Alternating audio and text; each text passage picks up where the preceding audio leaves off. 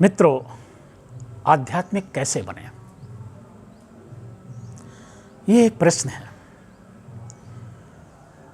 मनुष्य को आध्यात्मिक बनना ही पड़ेगा, तभी वो अपने जीवन के लक्ष्य को पा सकेगा। आध्यात्मिक बनने के लिए हम अपने शास्त्रों के 4 वाक्य ध्यान रखें। अहम ब्रह्मास्मि, मैं ब्रह्म हूं, यानी मैं मेरे प्रभु का विग्रह या तेज हूं। दूसरा वाक्य, इदम खल्विदम ब्रह्म, ये सारा विश्व, सारा ब्रह्मांड ईश्वर तत्व का ही ऐश्वर्य है।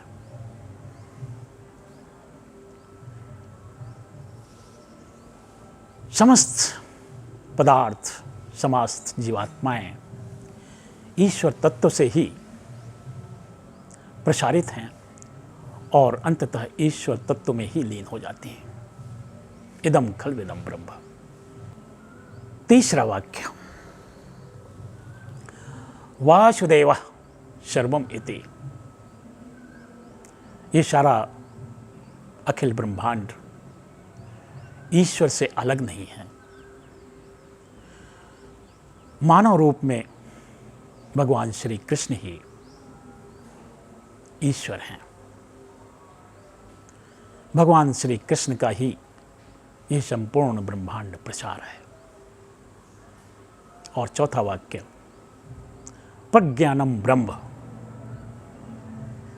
यानी यह ज्ञान, उपरोक्त 3 वाक्यों का यह ज्ञान, अहम ब्रह्मास्मि, इदम खल्विदम ब्रह्म, वासुदेवः सर्वम इति, इन 3 वाक्यों का ज्ञान ही वास्तव में ईश्वर तत्व को प्राप्त कराने वाला ज्ञान है।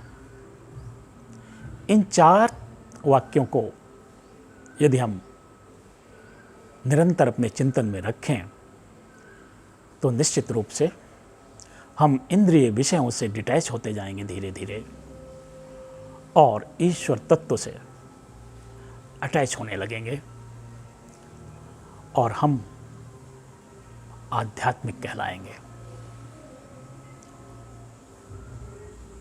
आध्यात्मिकता प्राप्त करना ही मानव जीवन का उद्देश्य है और इन 4 वाक्यों के चिंतन से निश्चित रूप से हम बहुत ही शीघ्र आध्यात्मिकता को प्राप्त कर लेंगे।